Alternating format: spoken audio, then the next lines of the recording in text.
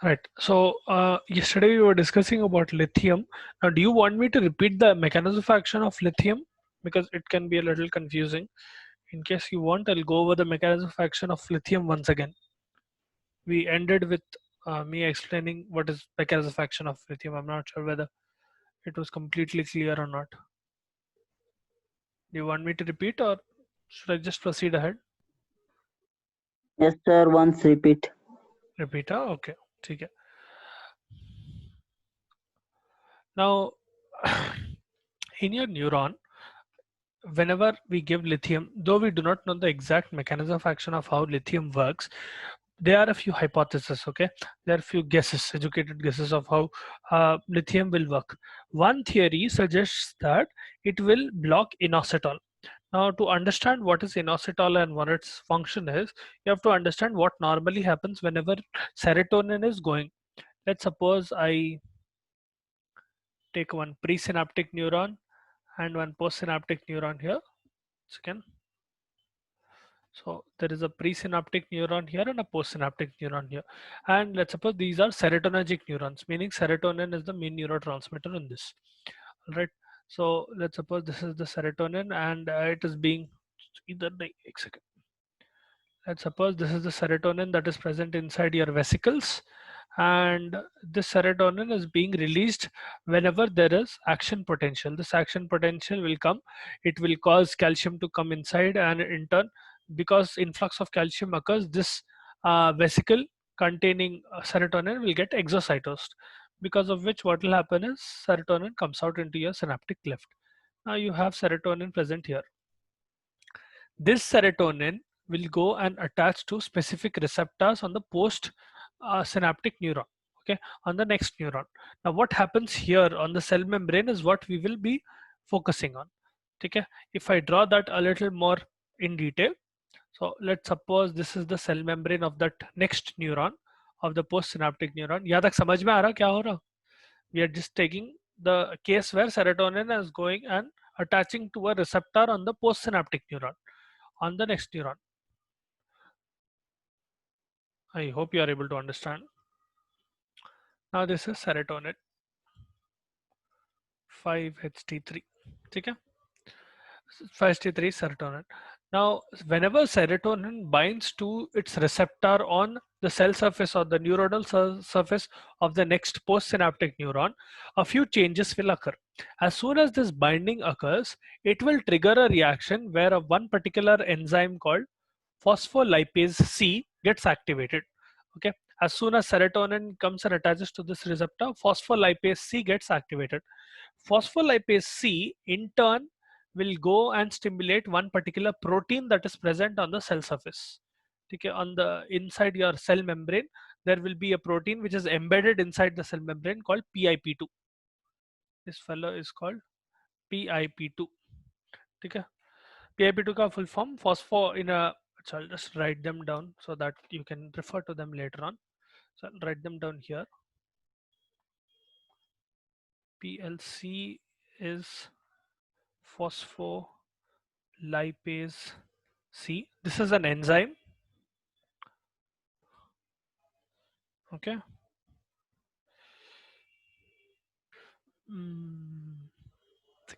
Yeah.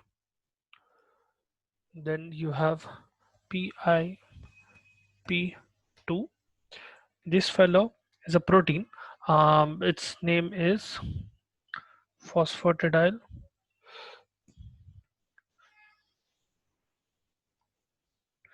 acetol 4,5 bisphosphate. I'm writing this only so that you understand. You don't need to memorize all the names. It's not like they'll ask you. Just write, if you remember PIP2, that is also enough. Okay, just that you don't get confused. I'm writing the names. Now, whenever the serotonin is attaching, okay, I'll also write down what is serotonin. 5-HT3 is a form of serotonin. You will have 5-HT1, 5-HT2, several types of serotonin. Okay. Whenever serotonin comes and attaches here, so let's suppose this is serotonin molecule with Let's suppose this is the serotonin molecule, which is coming and attaching to its receptor on the postsynaptic neuron, this neuron. Okay. Whenever it attaches, it stimulates your PLC enzyme. PLC in turn will stimulate one particular protein that is embedded in the cell membrane or in the neuronal membrane of your postsynaptic neuron. That molecule is PIP2. Whenever PLC is stimulating PIP2, it will split, it will break down. So it will break down into two components. One is DAG and the other is IP3. Okay. One second. DAG is diacylglycerol. Diacylglycerol stays stuck to the membrane. Okay. PIP2 initially was inside the membrane. As soon as it got split because of that PLC molecule, whenever PLC comes and attaches to PIP, PIP will split, it will break down into two molecules, which is DAG and IP3. DAG will remain stuck to the cell membrane, and that is diacylglycerol, whereas your IP3, this fellow's name is inositol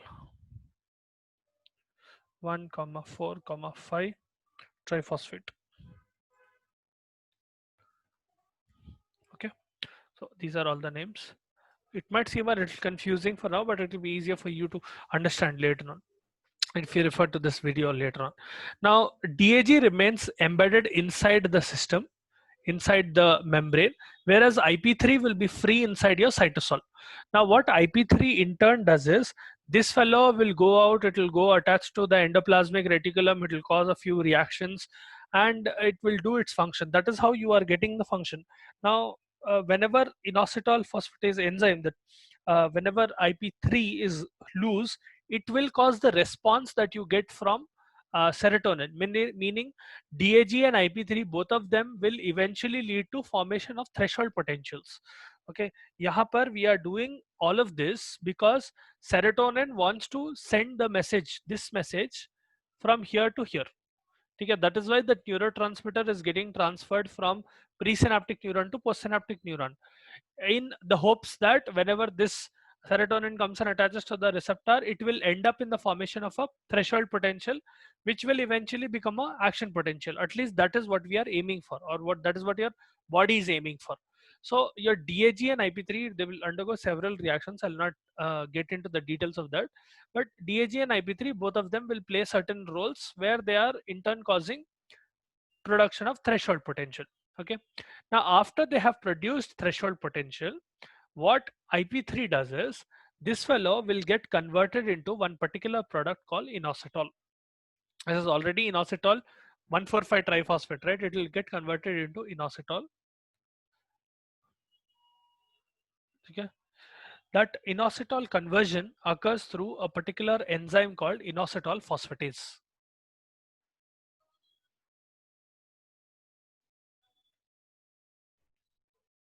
Okay, so just change the color of that. I suppose. Okay, hello. Okay, the green part is the enzyme. It will form inositol. Inositol is a component that is required to make PIP2.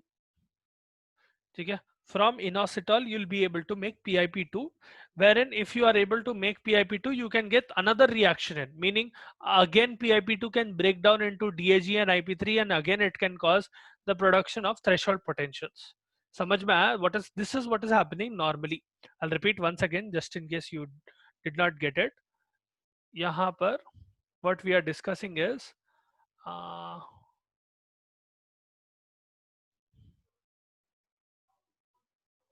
so we have a presynaptic neuron. Let's suppose this is a presynaptic neuron number 1, and this is postsynaptic neuron number 2.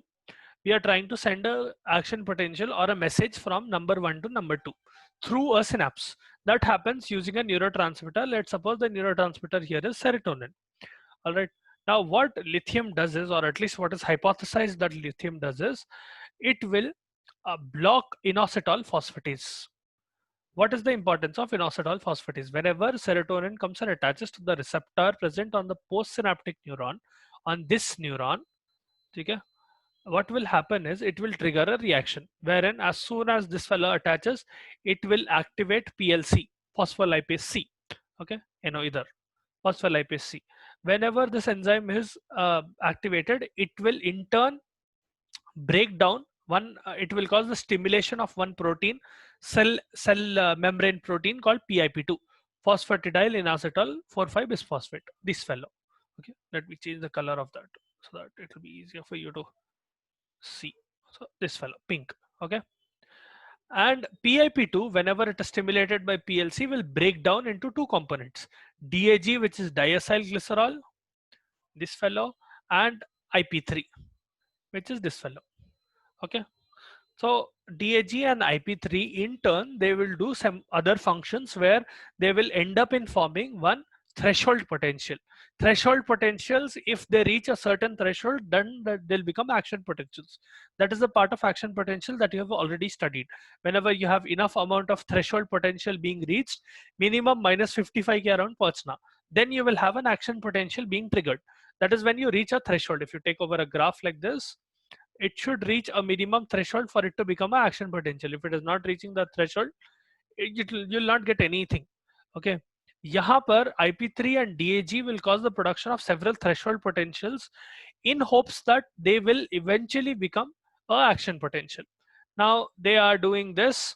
They will perform their function of forming a threshold potential, and after doing that, what IP3 specifically will do is it will get converted into inositol using inositol phosphatase, and inositol in turn will go through a few more reactions to form PIP2, so that if there is another serotonin molecule, or if there is reactivation through that same serotonin molecule, meaning you want to generate several potentials from that same molecule, you will be able to do that because PIP2 was formed again. Okay? Here what we are trying to do is, if we simply block this enzyme, if we block inositol phosphatase, you will not have PIP2 formed again, and the number of potentials that are being generated, that will decrease. Okay? Whenever I give lithium, so if I give lithium, what this fellow will do is it will act as an antagonist to this enzyme. It will block the function of this enzyme, inositol phosphatase. Whenever inositol phosphatase is blocked, you will not be able to form PIP2 because it is necessary for the regeneration of PIP2.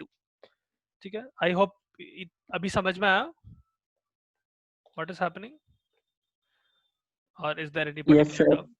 doubt? What about the rest of you? समझ में आया? I hope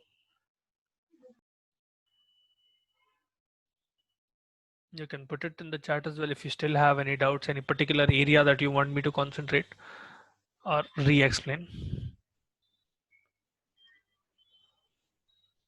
No? Cool. So now coming to some specifics about your lithium, this is a very narrow therapeutic index drug in the sense that uh, it has a very small range of being safe. When we were discussing about, sorry, it's very confusing. Yes, it is confusing. That is why I asked whether or not it is, did you understand?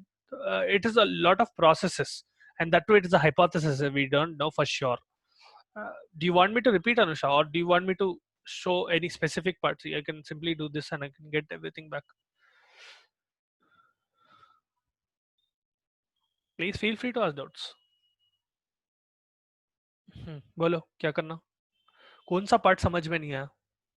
Because I'm sure you must have understood something or the other.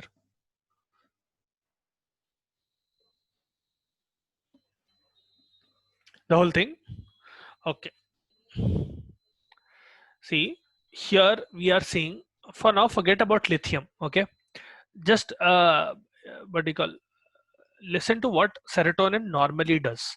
Whenever serotonin is trying to transmit a potential from neuron number 1 to neuron number 2. So this neuron number 1 will be called presynaptic neuron because it is before the synapse. Second one will be called postsynaptic because it is after the synapse. This is the synapse. Okay? Your neurotransmitters will be messengers that are transmitting the message of potential. Okay, they will transmit action potentials from one location to the other. Specifically, if you take the second neuron, they will transmit threshold potentials, or they will cause threshold potentials to be formed. If you have enough number of threshold potentials, that is when action potential can be formed. But that is a different scenario altogether. But in any case, let's suppose serotonin is being moved from here to here. It is coming into the synapse and it is coming across its receptor. ठीक है, and it is attaching to the receptor on the second neuron. यहाँ तक समझ में आया? This fellow is simply coming out and attaching to a receptor.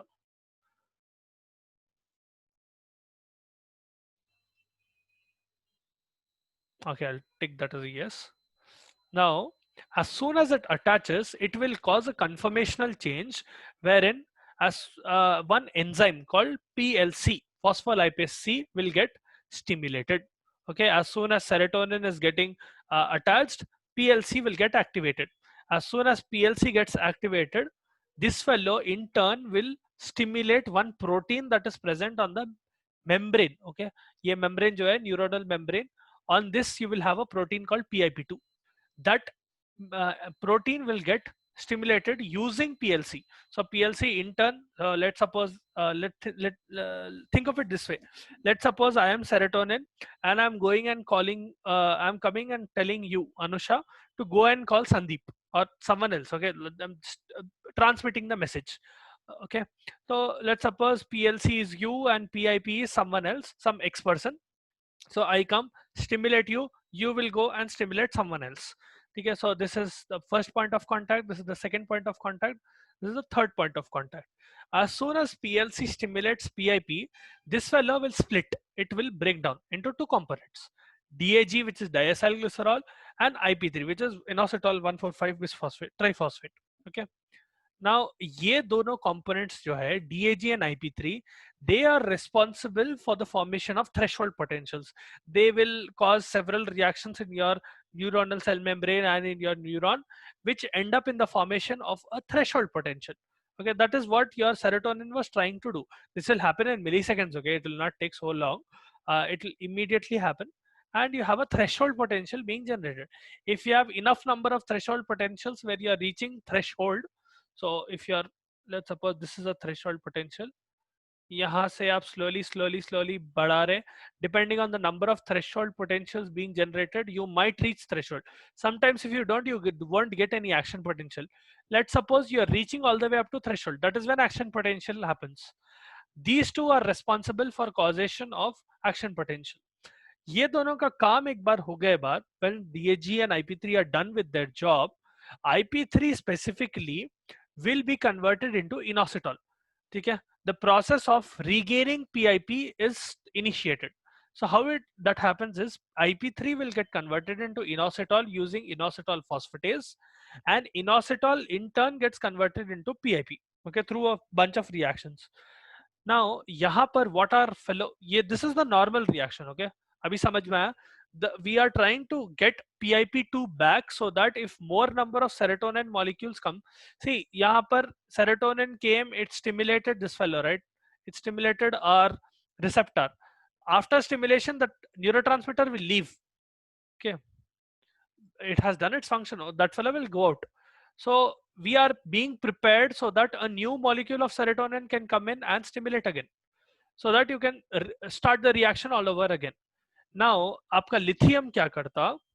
Lithium will go and inhibit this particular enzyme, inositol phosphatase. If inositol phosphatase is inhibited, you will not have the generation of PIP2. PIP2 cannot be formed. If PIP2 is not formed, even if this new molecule, let's suppose this is new serotonin molecule, even if this molecule comes and attaches here, there will be no reaction, no threshold potentials being generated, because of which you will have no action potentials being generated, at least from that receptor. What you are trying to do with lithium is decrease the number of impulses. In mania, that is one problem. There is way too many impulses, like anxiety. That is why the patient is acting maniacally. What you are trying to do is decrease the number of action potentials or the number of neuronal transmissions. This is how you do it. Okay? This is how at least lithium does it. This is what is hypothesized. We don't know for sure. Okay? This is one mechanism. There are other 3-4 more hypotheses. I'll not get into the details of that. ये एक ही चीज याद रख लिया तो बस है, ठीक है? I hope अभी समझ में आया पूरों को. If anyone still has any doubt, please let me know. Okay, ठीक है. Now, uh, as I was telling you about lithium, this is a narrow therapeutic index drug. It's an NTI drug. You will call them NTI drugs. Okay. Narrow therapeutic index का मतलब क्या है? You have a very small window in which you can give a therapeutic dose. Meaning, if you go slightly over it, you will kill the patient or you will cause severe toxicity. If you go slightly under it, you will not get any effect. That is subtherapeutic. Narrow therapeutic index drugs are those drugs, upon general pharmacology में पढ़े थे. Narrow therapeutic index drugs are those drugs which will have a very small window. For example, if I take paracetamol, let's suppose I'm taking paracetamol. Normally, the daily dose of paracetamol that you can give for average fever, let's suppose someone is having some slight fever or something, is around 650 to 1000 mg per day. Correct? इतना दे सकते ना. Up to, if they are having high fever, you can go all the way up to TID as well, wherein you are giving, let's suppose you give 650 mg dolo 3 times per day दिए तो 1950 हो जाता है. Correct? या तो I am giving 500 mg BD or I am giving 650 mg TID. This is a very big range. If you can see, I'm I almost have a play area of 1000 mg. So even if I go up to 1950, it is still safe for the patient. Okay? Even if I give a slightly higher dose of, let's suppose 1200 mg, it will not make that big of a difference in a day, not at one point. Okay, in a day, if I give up to 1200 also, it will not make a difference. I can give all the way up to 1950. Hell, actually, paracetamol ka safe range is around 3 grams, 3000 mg. If you go beyond 3000 mg, that is when irreversible liver damage will occur. But this is the generally accepted what you call dose. More than that is not necessary. You will have to switch the dose, switch the drug altogether. Okay, this is a drug with a very wide therapeutic index. मतलब you have a very big play area. Narrow therapeutic index drugs like lithium will have a very small range. Meaning, let's suppose the therapeutic dose, meaning the dose at which you will get therapeutic effect, is 1 mg, and the toxic dose at which you may have harmful effect is around 3 mg. इसका मतलब क्या है? I can only give 1 more mg. I can only go up to 2 mg. If I go in the range of 3 mg, the patient will either die or they will have severe consequences. This is called an NTI drug. Okay? Your cardiac glycosides, your some of your anti-epileptics, antipsychotics, your lithium, all of those fall under NTI drugs, narrow therapeutic index drugs. Okay, I hope this was only revision. Okay, we already went through this in uh, general pharmacology. In case you didn't remember, this is what NTI drug means. Now, coming back to this thing, as it is an NTI drug, it will also cause several side effects. Okay, you will have side effects. Specifically, it can cause weight gain, it can cause hypothyroidism, it can cause nystagmus, and it can cause renal failure. Be very careful when you're giving it in a patient who is showing signs of renal insufficiency.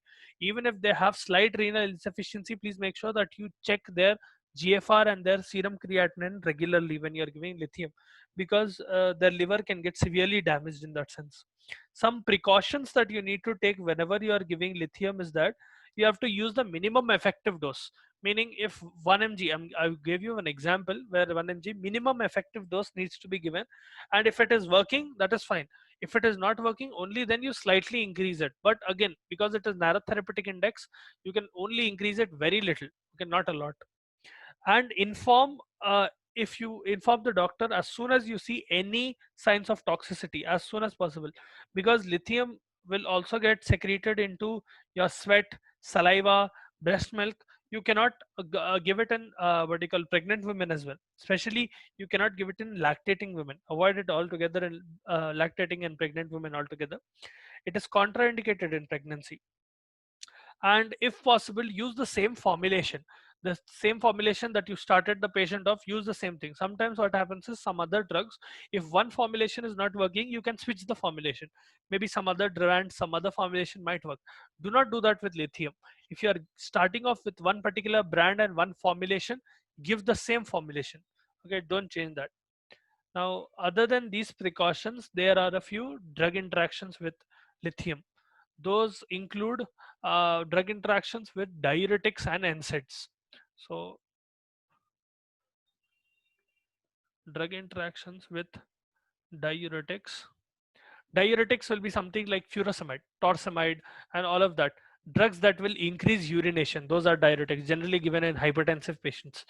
ठीक है, या edema जिनको रहता है उन लोगों को diuretics देते हैं. What diuretics do is they will enhance sodium loss. Whenever sodium is lost, water will go out without, along with it. That is why water content in your body decreases. Okay? That is the goal of one type of diuretic at least. The problem when you give diuretic with lithium is that whenever you give diuretic, sodium is lost, but along with that, lithium will get reabsorbed. Absorption of lithium occurs from kidney. So what will end up happening is the plasma level of your lithium will increase way more than normal, and it can lead to toxicity. Now you have to keep in mind that very small dose of lithium can also cause toxicity.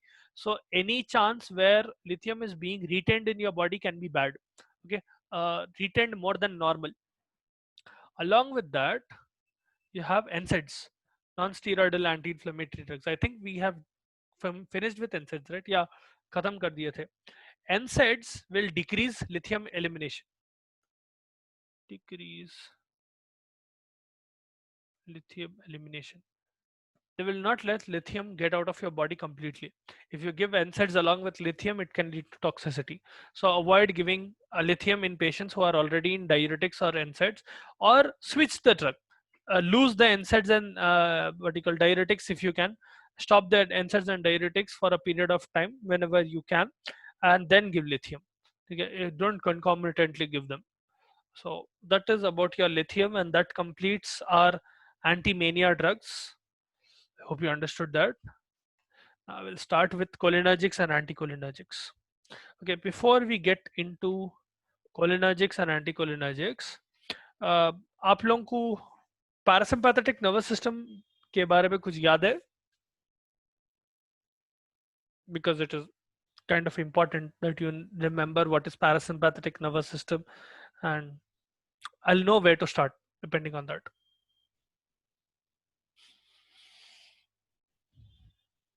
What are the receptors of your acetylcholine and all of that?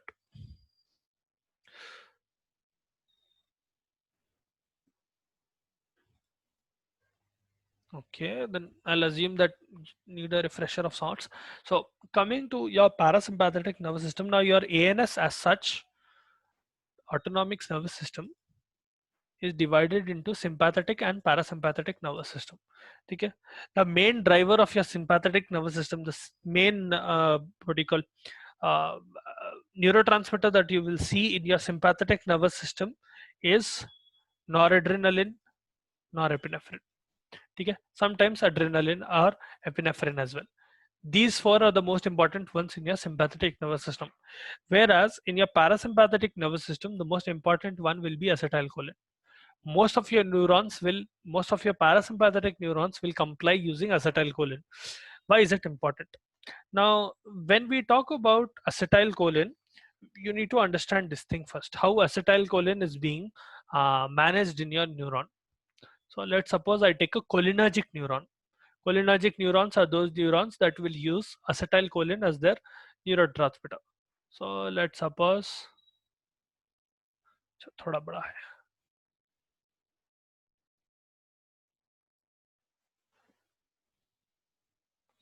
Let's suppose this is a presynaptic neuron. Okay.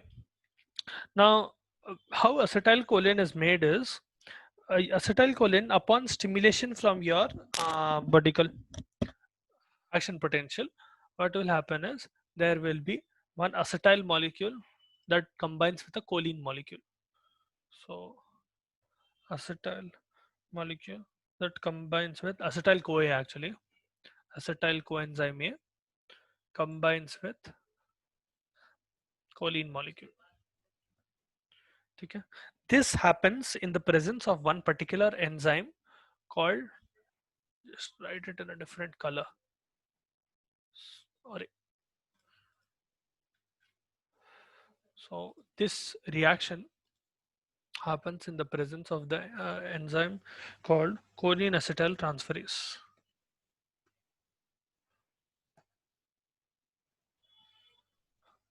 Okay, in the presence of choline acetyl transferase, choline will combine with acetyl coenzyme A to produce acetylcholine.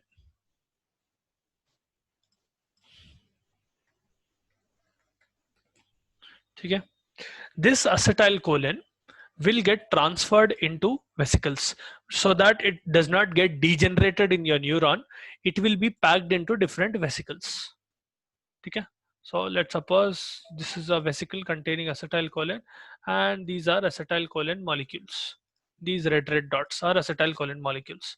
Okay, neurotransmitter being packed in your vesicle. This is done so that it does not get degraded. Now, whenever you have a potential that is reaching your vesicle, what will end up happening is, let's suppose there is action potential coming in. Yahan par, whenever this action potential comes, it will trigger the influx of calcium. Calcium will come inside. Whenever calcium comes inside, it will cause this vesicle to go and get exocytosed. It will bind to, so this fellow will literally, this fellow will reach here. It will bind to your cell membrane, what you call neuronal end, and it will release the acetylcholine molecules. Okay, so exocytosis occurs into the synaptic cleft. You have acetylcholine molecules being released.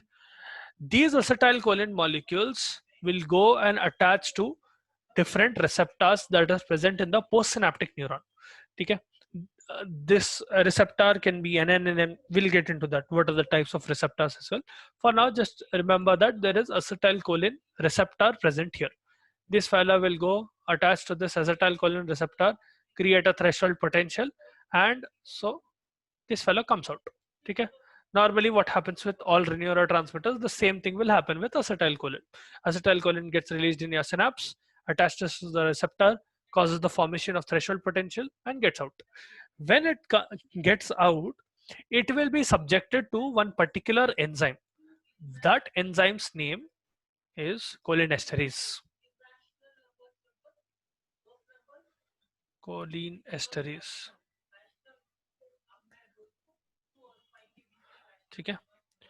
Whenever it is subjected to cholinesterase, acetylcholine breaks down into choline and acetic acid.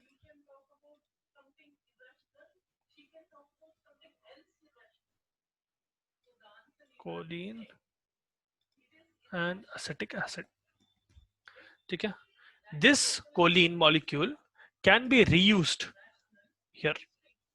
Okay. It will come inside back into the neuron and specifically, so this fellow goes all the way from here to, let's suppose it is coming here. Okay. So that it can attach again into again with your acetyl CoA molecule and get formed into acetylcholine. This is how metabolism of your acetylcholine occurs. ये समझ में आया what is happening? Yes, sir. All of you, I hope you understood. If you have doubts, please let me know. Okay, I'll repeat just in case someone did not understand. यहाँ पर in your presynaptic neuron, number 1, acetyl coenzyme A combines with choline in the presence of choline acetyl transferase to form acetylcholine. To avoid getting degenerated, it will get packed into vesicles. Now these vesicles, whenever you have an action potential, so this is an action potential that is coming to this layer, whenever action potential comes here, calcium gets influx of calcium occurs. With the influx of calcium, this vesicle undergoes exocytosis. It will attach to the neuronal membrane and acetylcholine gets released into your synaptic cleft. This acetylcholine will transmit thus the action potential to your postsynaptic neuron, which is number 2, hereby attaching to its particular receptor. As soon as it attaches and does its function, it will get released. Okay. After it gets released, it will be subjected to one particular enzyme called cholinesterase. ठीक है, असेटाइल Colin esterase भी बोलते हैं उसको, Colin एस्टरेजेस बोलते हैं. They are the group of enzymes. Okay, cholinesterases. Whenever acetylcholine gets subjected to cholinesterase, it will get broken down into acetic acid, and it will form choline. This choline can get reabsorbed by your presynaptic neuron, so that the whole process can start again. It can combine with more molecules of acetyl CoA and form acetylcholine, and so on and so forth. Okay, I hope now everyone understood. Stop here. I'll discuss the receptors and all of that tomorrow.